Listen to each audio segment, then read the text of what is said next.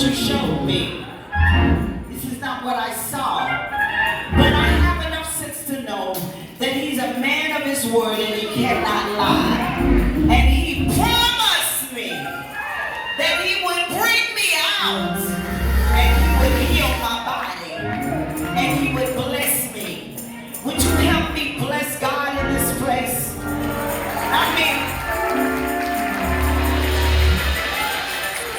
I do honor Bishop Wells in his absence in some kind of way in my life. I was at the house and I was working on the garage door opener, Superintendent Jones, because I was determined to fix it. It wasn't going up and down and my husband wasn't moving fast enough. And I didn't want to open that door one more time with my arm. So I began to fiddle with the outside keypad that goes on the outside of the garage. And I was changing the battery in it. And I'd been out there for probably about 15 to 20 minutes, just fiddling with it, trying to get it to go up and down. Something said, look down. And I looked down by my foot, and there was a big rattlesnake coiled up by my foot, by the sensor of the garage. He was right by, he was a diamondback, a brown diamondback rattlesnake. And I said, and I just gasped, and I began to just move slowly toward the door to tell my husband, it's a snake in here. And he said, where is that? I said, it's in the garage.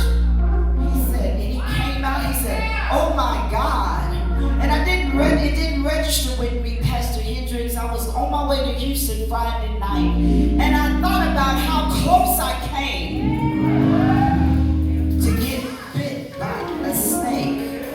And I began to just tell Sheldon, you know, I almost got bit by a snake. And I thought about how close we come to things that we don't even know about, that God has protected us.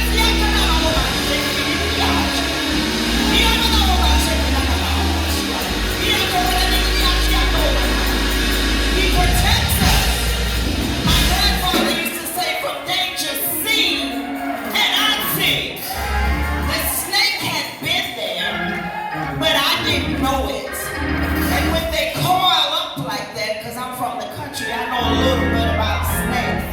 When they coil up like that, they are ready to strike. And then my friend began to tell me, Superintendent Lewis, about all of the things that would have happened to me if I wouldn't have got bit, if I would have gotten bit by this particular snake. And I said, God,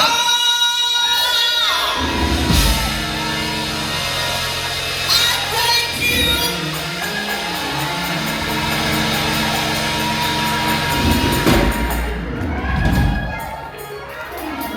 Because I was reading in the Word where Paul got bit by the snake. And they were waiting on him to die. But he shook it off.